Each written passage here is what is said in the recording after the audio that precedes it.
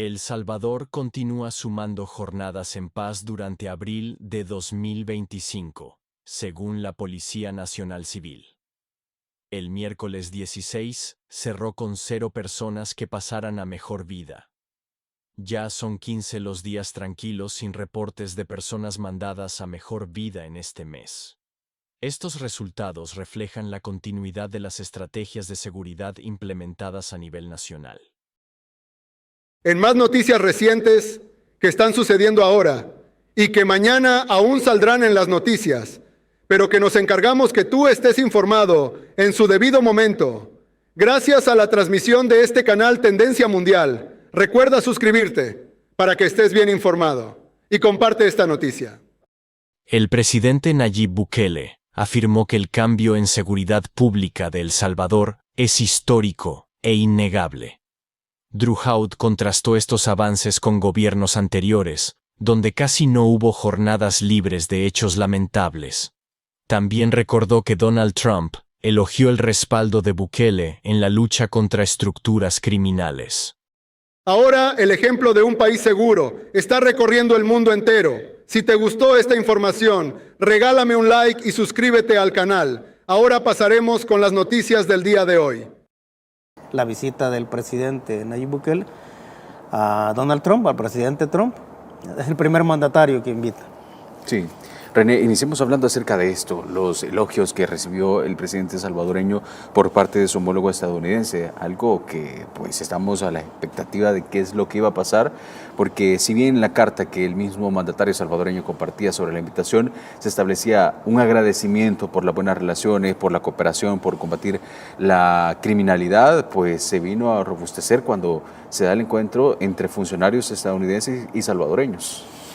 Mira, hay que valorar esto desde varias perspectivas, ¿no? Una, lógicamente, es el hecho de que el presidente Nayib Bukele sea el primer mandatario invitado a la Casa Blanca, no a otro lugar, sino que a la Casa Blanca. Y eso te indica que las relaciones diplomáticas entre El Salvador y los Estados Unidos obviamente se están consolidando, ¿no? Vimos más allá de la parte protocolaria, un recibimiento a un jefe de Estado importante, el recibimiento mismo del presidente Trump en la entrada de la Casa Blanca, etc. Pero digamos que esta es la parte protocolaria, ¿no? Sí. Pero también hay que valorar esto desde otra perspectiva, ¿no? Y es el hecho de que con esa invitación podríamos decir que hay un proceso de ruptura y apertura en el tipo de relaciones diplomáticas. Ruptura en el sentido de que un presidente norteamericano recibe de esta forma a un presidente de un país, hay que decirlo, ¿no? que es pequeño, no solo en territorio, sino que también en Producto Interno Bruto, ¿no? Pero hay un recibimiento que nosotros podíamos verlos en el caso de presidentes de grandes potencias, ¿no? Que se reunían con presidentes norteamericanos. Entonces vemos aquí que hay una ruptura, hay un trato ya distinto. El Salvador está siendo tratado de forma distinta y también hay una apertura porque las relaciones diplomáticas entre El Salvador y los Estados Unidos son de otro tipo, ¿no? Antes, en gobiernos, antes de 2019, las relaciones diplomáticas eran de sometimiento prácticamente. Sí. O sea, los mandatarios norteamericanos o los altos funcionarios le indicaban a los presidentes de turno qué es lo que tenían que hacer, cómo tenían que hacerlo y cuándo tenían que hacerlo. Sí. Pero en el caso del presidente Bukele vemos, y por eso digo que hay una apertura, hay una nueva relación entre lo que son países pequeños con la gran potencia. Y en este caso, y el presidente lo dijo, ¿no? En parte de las conversaciones que se tuvieron en la reunión, dijo, nosotros somos un país pequeño, pero podemos aportarnos. Entonces, estamos viendo una apertura de relaciones diplomáticas en las cuales un país pequeño le está aportando. Y eso es importante porque estamos viendo entonces relaciones amistosas y relaciones horizontales, ¿no? Y como digo, eso va a servir de ejemplo inclusive para que los otros países de la región, al menos de la región continental, tengan como referente de lo que son las relaciones diplomáticas entre un país pequeño y una gran potencia, van a tener de referencia el trato que ha recibido el presidente Nayib Bukele. Ahora bien, René, ¿se podría decir que El Salvador es el principal aliado centroamericano de los Estados Unidos? ¿Y cómo podemos interpretarlo nosotros como salvadoreños? Es el principal aliado de los Estados Unidos y te lo voy a decir acá, por ejemplo, en materia de seguridad, no solo de la región centroamericana, es el principal aliado de la región continental. O sea, ningún mandatario de toda la región continental ha combatido de forma tan exitosa y de forma tan rápida el problema de la delincuencia. Y a esto le puedes añadir incluso la forma en cómo se ha combatido el narcotráfico por parte de nuestra Fuerza Armada, ¿no? Entonces, Nayib Bukele es el principal referente, digamos que es el ícono en términos de la lucha en contra de la criminalidad, la delincuencia de cualquier tipo, y particularmente de la delincuencia que tiene tintes de terrorismo, ¿no? Sí. Entonces, Nayib no solo es ícono de la región centroamericana, sino que ícono latinoamericano también, porque ningún otro mandatario de la región que tiene los mismos problemas, cuando nosotros vemos las noticias del continente, tienen los mismos problemas, ninguno ha podido resolverlo de la forma en cómo lo ha hecho y lo está haciendo el presidente Nayib Bukele. Entonces, esa es la parte simbólica también, y por eso es Nayib y no otro el primer invitado por Donald Trump. Sí. Ahora bien, ¿se podría decir de que ambos mandatarios están trabajando bajo la misma visión o línea ideológica, por decirlo así, en tratar de solucionar los problemas domésticos? El Salvador los tuvo con las pandillas. Ahora Estados Unidos está enfrentando algo similar, pero se agudiza más porque vemos miembros del Tren de Aragua, por ejemplo. Sí. Fíjate que más que decir que hay una similitud, ¿no?, o un posicionamiento ideológico en torno al problema, por ejemplo, de la delincuencia, la migración y el narcotráfico, yo diría que hay una convergencia de puntos de vista en el sentido de que ambos mandatarios quieren hacer de su país o quieren construir en sus países una época dorada, ¿no? Tanto el problema de la delincuencia común, la delincuencia terrorista, el narcotráfico, realmente no tienen posicionamientos ideológicos. O sea, tú vas a encontrar grupos delincuenciales que inclusive no tienen ni noción de lo que es la ideología, o incluso vas a encontrar grupos delincuenciales más allá del posicionamiento ideológico que tengan los respectivos presidentes en los países en los cuales se está generando, ¿no? ¿Por qué? Porque ese problema es un problema de seguridad nacional, ¿no? Ese es un problema de nación. Nosotros, más que cualquier otro país, podemos dar fe de ello porque en los 30 años que gobernó Arena primero y el FMLN después, nosotros veíamos en todas las encuestas, así literalmente, en todas las encuestas, cuando a los ciudadanos se les preguntaba cuál es su principal problema, todos te decían: nuestro principal problema o nuestro problema es el problema de la delincuencia. Sí. Y esa opinión y esa percepción de la dura realidad que se estaba viviendo le emitían personas de todos los signos ideológicos y de todos los posicionamientos políticos, ¿ya? O sea, la gente, independientemente de sus simpatías políticas o ideológicas, te decía: nuestro problema es el problema de la delincuencia. Entonces, ahí tenías tú a los diputados, tanto de Arena como el FMLN, haciendo mayoría juntos, haciendo mayoría absoluta, que nunca le hicieron caso a ese clamor de la población. Es por eso que la delincuencia se convirtió en el problema urgente a resolver para posteriormente poder ir resolviendo los problemas importantes. Porque hay que decirlo acá, ¿no? El hecho de que en esos 30 años de bipartidismo la gente dijera que su principal problema era la delincuencia, no significaba que no tuviera problemas de empleo, claro, de bajos salarios, de muy mala calidad en materia de educación, salud pública, etc. O sea, esos problemas estaban presentes, solo que lo urgente a resolver era la delincuencia, pues. Porque las personas, entre valorar qué me afecta más y la posibilidad casi certera, ¿no?, de perder la vida o estar desempleado o tener un salario mínimo, obviamente la gente dice: mire, a mí me interesa primero resolver el problema de la sobrevivencia, pues. Sí.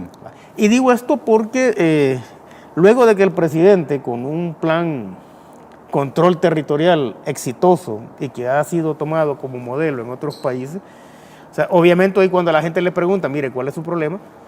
Ya no te dicen la delincuencia, que era el problema urgente, sino que te empiezan a hablar de cuestiones económicas. Pero no es porque estos problemas económicos hayan resurgido o se hayan potenciado por el gobierno de Nayib Bukele, sino que ahora es lo que la gente tiene, digamos, como algo más importante, porque ya resolvió su problema urgente, ¿no? Es por eso que la segunda gestión del presidente le está apostando a lo que es el progreso económico, porque el presidente sabe que hay que resolver ese problema para consolidar la resolución del problema delincuencial. Y eso hace aún más importante esta reunión entre Trump y nuestro presidente, porque no solo se tocaron temas que tienen que ver con seguridad o con la cuestión de los flujos migratorios, ¿no? Sino que estás abriendo posibilidades de inversión, estás abriendo o estás construyendo más bien ventajas competitivas para que el país atraiga mayor inversión extranjera, se genere empleo, sí. Bueno, no cualquier tipo de empleo, ¿no? Sino que empleo con salarios mucho más competitivos. Y entonces el país como tal se convierte en una ventaja competitiva. Esa es, digamos, la importancia económica de la reunión entre Trump y nuestro presidente. Y parte de las declaraciones que brindaba el presidente Nayib Bukele era: es un honor, estamos muy contentos, con muchas ganas de ayudar, sabemos que tiene un problema de delincuencia, un problema de terrorismo con el que necesita ayuda, señor presidente Trump. Y también salían las declaraciones. A mí me cuestionaba mucho el simple hecho de encarcelar a miles de pandilleros, pero más vale librar a millones de personas. Y citaba el ejemplo de 350 millones de personas que viven en Estados Unidos. Era necesario detener a las personas que están delinquiendo. Y el presidente Donald Trump pues establecía un cabeceo como afirmando la necesidad de combatir este flagelo. Y es por eso que hay una ruptura y apertura en las relaciones diplomáticas, porque llega a un país pequeño, sí, como El Salvador, y les dice, nosotros colaboramos. O sea, nosotros tenemos la experiencia acumulada para ayudarles a ustedes, gran potencia, ¿no? Sí, a resolver un problema. Ahora, la cosa es que con el presidente Nayib Bukele cambia la perspectiva del problema. Hasta antes de Nayib, el presidente Nayib, lo que se manejaba era la narrativa de los victimarios. Sí. Por eso es que tú encontrabas ahí, por decirte algo, ¿no?, ONG defensoras de los derechos humanos que velaban por los derechos de los victimarios. Encontrabas ahí, bueno, esas mismas ONG, ¿no?, nutriéndose de fondos extranjeros, pero no para hacer parte de la solución del problema, sino que para nada más vivir de la narrativa de lo que el país vivía, de lo que el país sufría más bien. Y así vas a encontrar los medios de comunicación viviendo de la sangre de los salvadoreños, porque eso era lo que vendía, los sí, titulares tanto de los medios impresos como televisivos. Y así encontrabas, digamos, muchas de las estructuras de nuestro país viviendo de la delincuencia. Y esa era la narrativa de los victimarios, la defensa de los derechos humanos de los victimarios. Cuando llega el presidente Nayib Bukele, cambia la narrativa, y entonces si nos vamos a la narrativa de las víctimas, entonces tú dices, mire, no es que estamos encarcelando a 85,000, estamos liberando 6 millones. ¿Por qué? Porque prácticamente en esos años todo el país era una cárcel. Y esa es la parte que no dicen. Han usado digamos, esta consigna del régimen de excepción y todo eso, pero sí, obviamente hay intereses políticos. Pero lo que se liberó, al encarcelar 85,000, tú liberaste a más de 6 millones, porque todo el país era una cárcel. Todo el país era una cárcel. Entonces nosotros teníamos, si ya nos vamos desde la perspectiva, como te digo, de las víctimas, la cárcel más grande del mundo era la de El Salvador. ¿Por qué? Porque más de 6 millones de víctimas, de inocentes, estaban encarcelados. Si es que la población, sobre todo en las zonas populosas, no podía andar, no podía andar a altas horas de la noche, no podía visitar lugares que estuviesen dominados por pandillas distintas a su lugar de residencia. Sí. No podían denunciar. Es decir, había una violación sistemática de la libertad de movilidad, de expresión, ¿sí? O sea, de la misma libertad o del derecho humano a realizarse, eso estaba siendo violado sistemáticamente por los grupos delincuenciales. Entonces, cuando el presidente dice, miren, no veamos que hemos encarcelado 85,000, sino que liberamos a millones, lo que te está diciendo es, usemos la narrativa de las víctimas, ¿no? Defendamos los derechos humanos de las víctimas, no de los victimarios. Y es por eso que el presidente Trump asiente con la cabeza y como que dice, bueno, es cierto, pues, ¿verdad? Inclusive, fíjate que la misma definición del régimen de excepción, si nosotros nos ponemos en la narrativa de las víctimas, la excepción era antes. Si es que la excepción era antes. Si es que todo el país estaba sometido. Sí. Bueno, había colonias en las cuales si llegaba algún funcionario del Ministerio de Educación o del Ministerio de Salud, tenía que pedir permiso para ingresar, ¿sí? Y si en algún momento te decían en alguna zona, sobre todo las populosas, bueno, hasta esta hora se puede circular, hasta esa hora podía circular. De hecho, Entonces, esa era la excepción, ¿verdad? Porque nosotros vivíamos en un país de excepción porque el control territorial no lo tenía el Estado, sí, lo tenían las pandillas. Porque la honestidad no era el punto o la virtud principal de nuestros funcionarios, sino que era la corrupción. La ecuación entre crimen y castigo no se daba o no se resolvía porque la gobernabilidad o la institucionalidad del país estaba fundada en precisamente eso, mantener impune. Tanto así que hasta toda la normativa y toda la institucionalidad del Estado estaba en función de garantizar esa impunidad. Entonces, éramos la gran excepción, ¿no? Entonces ya, como te digo, de la narrativa de las víctimas, el régimen de excepción en realidad no es tal, sino que estás viendo y resolviendo un problema desde la lógica que más interesa, que es no solo el de la inmensa mayoría de la población, sino que una inmensa mayoría que es honesta, trabajadora, luchadora, pues. O sea, nosotros hemos tenido un país de la excepción, porque éramos un país que te expulsaba, no solo por cuestiones económicas, como era en la década de los 60 y 70, sí, sino que por cuestiones de sobrevivencia, sí, literal, simple sobrevivencia. Entonces éramos la gran excepción. Entonces, el ser la capital o el país del crimen es ser una excepción. claro. ¿Por qué? Porque se supone que la lógica que debía privar era que fuésemos un país humanizado, respetuoso de las leyes, etc. Sí. Entonces, digamos que es un régimen de excepción que ha venido a poner las cosas en su lugar, ¿no? Entonces, todo depende de la narrativa.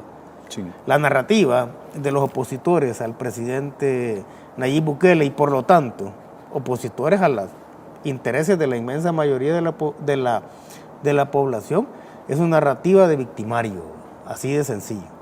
¿Qué pasa con la oposición? ¿Cuál podría ser la valoración o la lectura que hace luego de esta reunión y que se vienen a fortalecer las relaciones diplomáticas? ¿Por qué? Porque antes, ante cualquier situación que sucedía en nuestro país, ellos decían, vamos a pedirle a Estados Unidos un pronunciamiento. Sí. Y ahora vemos de que Estados Unidos está respaldando, en pocas palabras, lo que está pasando en nuestro país, la transformación principalmente en materia de seguridad. Tenemos una oposición que es absolutamente previsible. Es una oposición que así literalmente se opone a todo. Sí. Y fíjate que más que oponerse, obviamente, ¿no? La gran piedra en el zapato de la oposición es el liderazgo del presidente Nayib Bukele, algo que ellos no pueden construir, pero está claro, ¿no? Que la oposición dejó de ser oposición política después de las elecciones de 2021. No son oposición porque no tienen la capacidad de unificar mínimamente a las distintas instancias de la sociedad civil, porque una oposición es eso, ¿no? Oposición política cuando tú tienes cargos o cuotas de poder, ¿no? Estos no lo tienen. Eres oposición cuando tienes la capacidad medianamente de unificar a la sociedad civil. Sí. Esta no lo tiene tampoco. Son simples opositores, es decir, si tú ves, son las mismas personas, inclusive con distintas banderas, oponiéndose a todo. Bueno, desde que empezó la gestión prácticamente del presidente, se opusieron a Hospital El Salvador, a la forma en cómo trató la pandemia, a la seguridad se han opuesto sistemáticamente desde el principio, desde la primera declaratoria de régimen de excepción, se han opuesto siempre. Ni siquiera bueno, ya no pueden hacerlo, ¿no? Pero ni siquiera votaban abstención, ¿no? Votaban en contra, ¿no? Entonces, al Hospital El Salvador se oponen a todo. En esa época, al principio, tú recuerdas, incluso le pedían a los Estados Unidos que interviniera para quitar, así de forma subliminal lo hacían, para que metiera las manos en el país para ver si quitaban al presidente Nayib Bukele, pues. Que eso lo dejaron claro, ¿no? Y cuando las relaciones se pusieron un poco tensas con la administración Biden, la oposición te decía, miren, no, El Salvador necesita buenas relaciones diplomáticas con Estados Unidos. Hoy que se tienen, están cuestionando eso y están diciendo que más que relaciones diplomáticas son relaciones de sometimiento, ¿no? Pero es porque se les han acabado los argumentos, ¿no? O sea, Nayib Bukele está cumpliendo una función como estadista y esa función es abrir todos los caminos posibles para que El Salvador se pueda beneficiar de la relación diplomática, financiera, cultural, turística con cualquier país, ¿no? Claro está que cuando lo haces con una potencia como los Estados Unidos, eso es mucho más relevante y se vuelve aún más relevante cuando nosotros incluimos un punto, y es el hecho de que hay millones de salvadoreños viviendo en los Estados Unidos. Que el presidente haya mejorado las relaciones, incluso antes de que llegara, se estaban preparando las condiciones antes de la llegada de Trump. Recuerda la formación del caucus, Sí. la visita de funcionarios del Partido Republicano a El Salvador para ver qué es lo que estábamos haciendo y cómo es que se estaba haciendo también. Y ahora la invitación al presidente está consolidando las relaciones diplomáticas y hay que decirlo, ¿no? Cuando estamos hablando de soberanía, no solo se refiere al territorio. Entonces el presidente está asumiendo una función como estadista y está mejorando ese clima de relaciones diplomáticas porque la soberanía incluye a las personas. O sea, si la soberanía no es solo territorio, la soberanía radica también en las personas, porque hay una relación de territorialidad. Entonces, cuando tú vas a los Estados Unidos y te sientas con el mandatario, claro está que Donald Trump tiene su agenda mayor, ¿no? Son intereses propios de una gran potencia. Nosotros como país tenemos nuestra agenda mayor también, pero en los Estados Unidos radica, y lo voy a decir en estos términos, radica un 33% de nuestra soberanía porque allá hay por lo menos 3 millones de salvadoreños viviendo. Entonces tú tienes que realizar todas las acciones para mejorarle la situación a esos salvadoreños que están en los Estados Unidos y a nosotros también. La oposición, hasta me la imagino, fíjate, me la imagino cruzando los dedos para que todo salga mal, como que si no fueran ellos también salvadoreños, Sí. o como que si no estuvieran pretendiendo, porque esa es al final, ¿no? La pretensión última es volver al poder, pero ahorita ellos quisieran que nosotros tuviéramos la peor suerte del mundo, ¿no? Pero hay algo que todavía no logran interpretar y no logran asimilar, y es el tipo de liderazgo que se ha formado. Porque hay que ver la reunión de nuestro presidente con Donald Trump también desde la perspectiva simbólica. O sea, ¿por qué es Nayib Bukele y no otro el primero que se invita a una reunión de este tipo en la Casa Blanca? Tú puedes comprender, por ejemplo, si habláramos del continente, que se invita al presidente de Argentina o al de Brasil o al de México, porque ahí realmente las reuniones que se dan son reuniones con los países. O sea, tú llamas al presidente de Argentina, por decir algo, ¿no? A una reunión con el presidente norteamericano, estás hablando de un Producto Interno Bruto inmenso, ¿no? Sí. Ahora, comparando el Producto Interno Bruto de El Salvador con el de Argentina es 20 o 25 veces superior al nuestro. Entonces, bueno, ¿a quién se está invitando? Sí. Entonces, el simbolismo es que se invita primero al presidente Nayib Bukele porque estás invitando, y esa es la parte simbólica, ¿no?, al liderazgo político. Es que el liderazgo político que tiene el presidente no lo tienen los otros. Entonces, estás invitando primero al liderazgo político para decir en las próximas reuniones que tenga Donald Trump con los otros mandatarios, les estás diciendo, miren, el punto central, no solo para establecer las relaciones, ¿no?, sino que para resolver los problemas que son comunes, migración, narcotráfico, violencia, el punto central o el punto principal es el liderazgo político. Por eso que Nayib Bukele es el primero, ¿verdad? Porque nuestro Producto Interno Bruto no tiene peso comparado con esas naciones. No tenemos un enorme peso comparado en términos poblacionales tampoco, ni en recursos naturales. Entonces, ¿por qué el primero? Es la parte simbólica, es el liderazgo político. Es como decirle a los demás, resolvemos este problema, pero si no hay un liderazgo político, no se van a poder resolver. Y esa es la parte importante. Entonces, digamos que en ese sentido también la administración norteamericana tiene que hacerle muchas concesiones a ese liderazgo político representado por Nayib Bukele, ¿verdad?, si lo quiere tener siempre como referente. Y entonces aquí ganan los salvadoreños en los Estados Unidos, ganamos los salvadoreños también acá, porque estamos tratando de construir condiciones distintas y tratos distintos a los anteriores. De hecho, en pantalla teníamos parte de esas imágenes que se volvieron viral sobre ese apretón de manos por parte de estos líderes que se están posicionando a nivel mundial, y sobre todo las publicaciones que hacían referencia a amigos. Y de hecho, cuando llegaba el momento que toda la prensa nacional e internacional estaba esperando, el mandatario estadounidense establecía: quería saludar al pueblo de El Salvador y decirles que tienen un presidente excepcional, y lo digo en serio.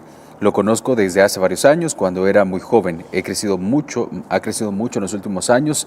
Está haciendo un trabajo incansable, creo que está haciendo un trabajo increíble por su país, y agradecemos trabajar con usted porque desea detener la delincuencia, y nosotros también. Y anteriormente hemos visto también cómo funcionarios de alto rango de Estados Unidos han venido a nuestro país. Ahora, René, ¿esto solo viene a blindar entonces los acuerdos o las relaciones que ya se tienen con nuestro país? Es digamos que son el punto de referencia, son las premisas. Unas relaciones, como te digo, no son relaciones que estén basadas en el hecho de decir nos interesa El Salvador porque el flujo de mercancías es inmenso, para nada, ¿no? Sino que decir nos interesa El Salvador porque ese tipo de liderazgo político es al final, ¿no?, como la variable más importante para resolver los otros problemas, ¿ya? Entonces se está consolidando esa relación, y es una relación horizontal, no como las que se tenían antes, ¿verdad? Que antes no te decían, los presidentes no te decían, nos da o nos genera honor trabajar con ustedes, sino que antes era, ustedes van a trabajar para nosotros, punto. Así se manejaban las cuestiones antes. Con el presidente Bukele han cambiado. ¿Y eso no era sometimiento como manejaba el término la oposición? Cuando decía qué decir, qué hacer y qué no hacer.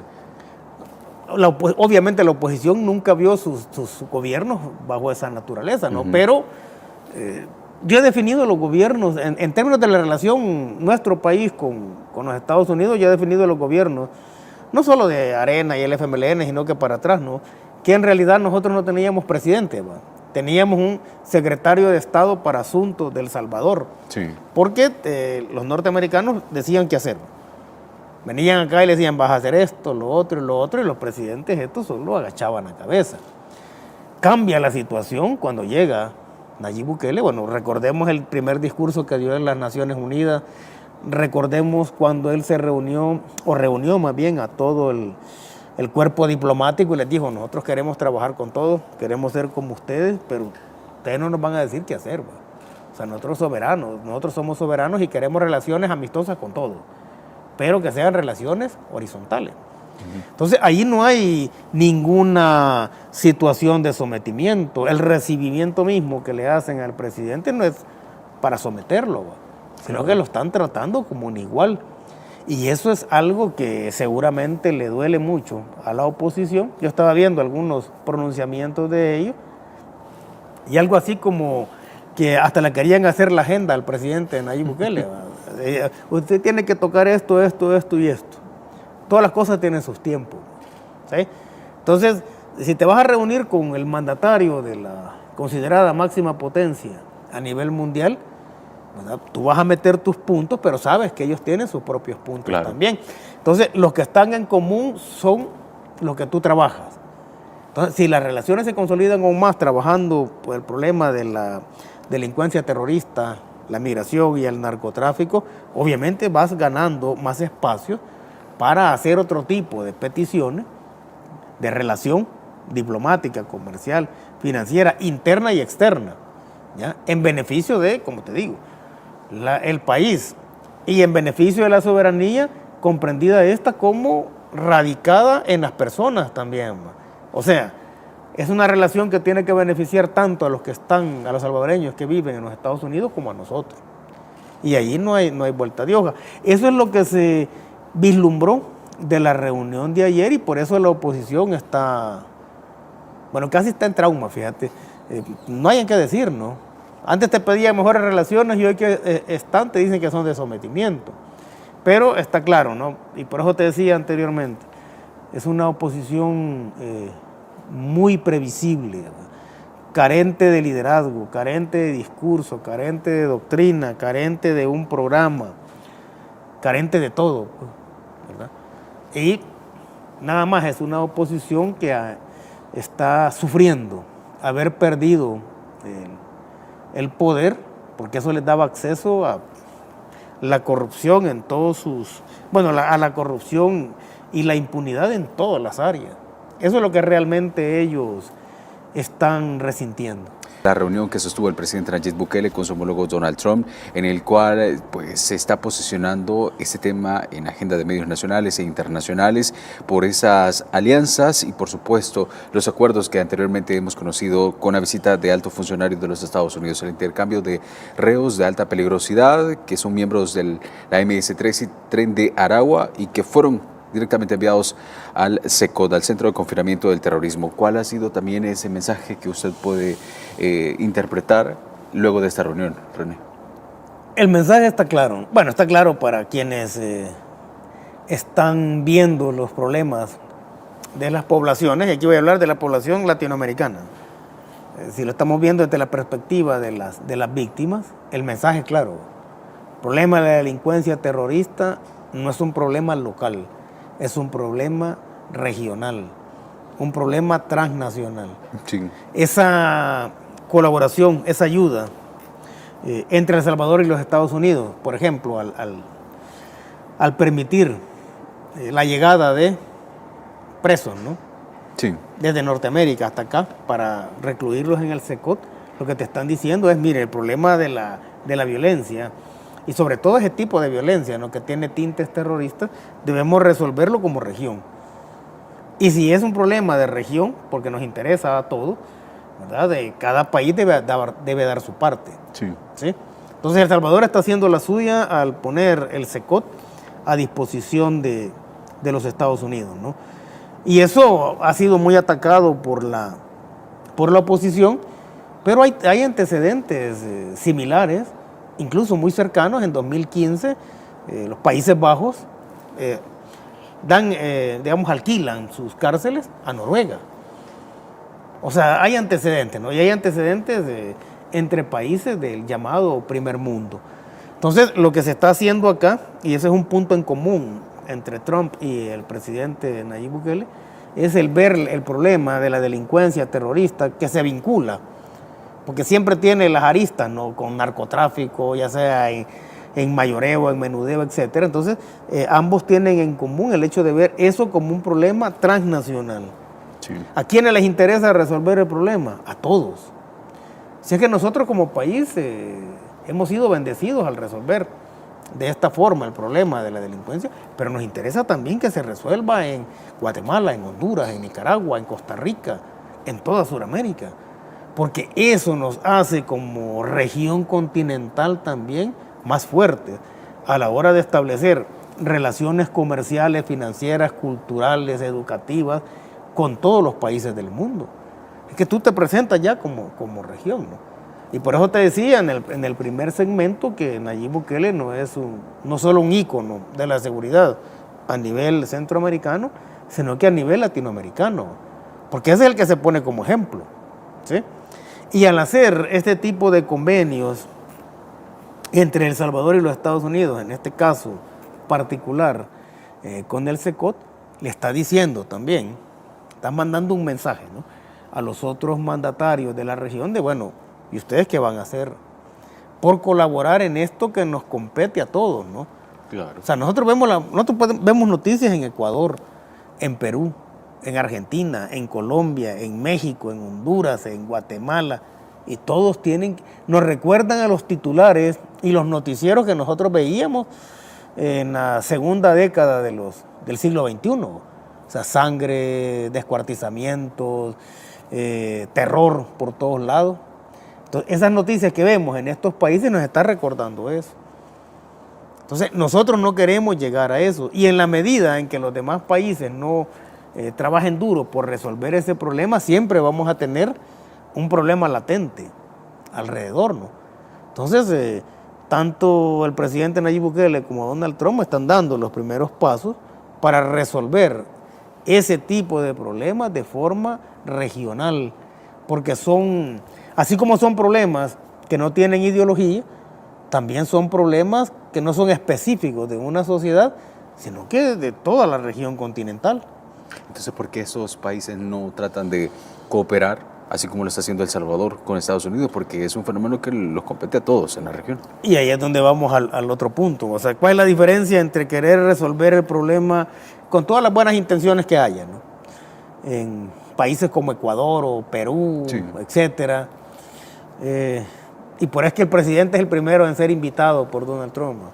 Liderazgo político. O sea, si tú no tienes un liderazgo político consolidado y un liderazgo que incluso tiene tintes de transnacional, como es el liderazgo de Nayib Bukele, o sea, tú no puedes resolver el problema. Y digo lo de liderazgo transnacional en el caso de Nayib, porque nosotros hemos visto en las encuestas, ¿no?, cómo ha sido posicionado como el mandatario mejor evaluado del planeta durante varios años. Sí. Entonces, si tú no tienes ese liderazgo político, tú no puedes resolver el problema. Y te lo planteo en estos términos, ¿no? Cualquier país, no voy a mencionar un nombre, puede agarrar el plan control territorial, tener su propio régimen de excepción, porque todos lo tienen, y decir, bueno, lo vamos a aplicar. Y lo pueden aplicar al pie de la letra, pero no va a funcionar. ¿Por qué? Porque para que funcione tienes que tener, en primer lugar, un gabinete de seguridad idóneo. Pero este gabinete de seguridad tiene que reconocer el liderazgo y aceptar el liderazgo de un presidente como Nayib Bukele. O sea, ¿por qué este gabinete de seguridad funciona como funciona? Aparte, digamos, de todas las competencias que tienen, ¿no? Porque hay un liderazgo fuerte. Y entonces ellos asumen ese liderazgo. Y tienes también, aparte de eso, ese mismo liderazgo político consolidado se refleja en la población que acepta.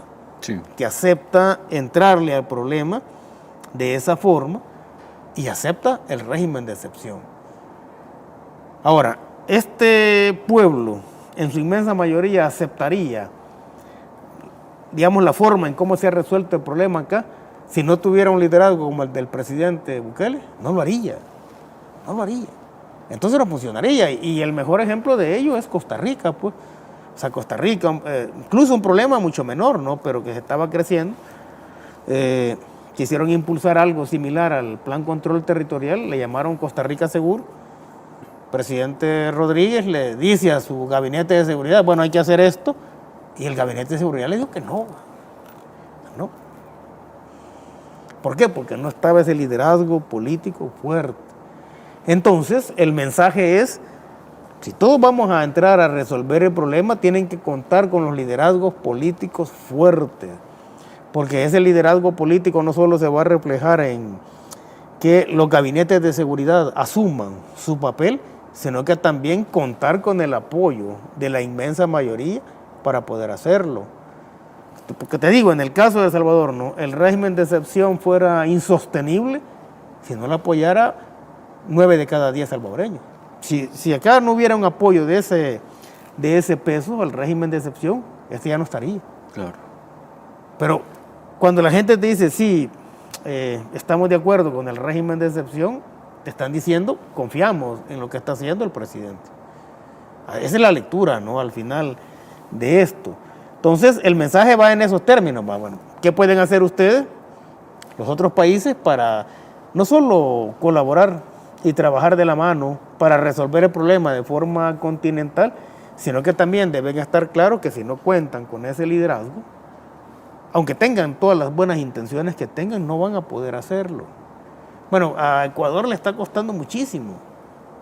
Y vemos ahí cómo hay despliegue de terror todavía prácticamente en todo Ecuador, a pesar de las buenas intenciones que pueda tener el presidente, ¿no?, para resolver el problema. Entonces, y volvemos de nuevo al simbolismo. Por eso es el presidente Nayib Bukele el primero en ser invitado. Porque lo que está diciendo Trump es esto: liderazgo político, y eso permite trabajar los otros grandes problemas. Si no existe eso, no podés trabajar.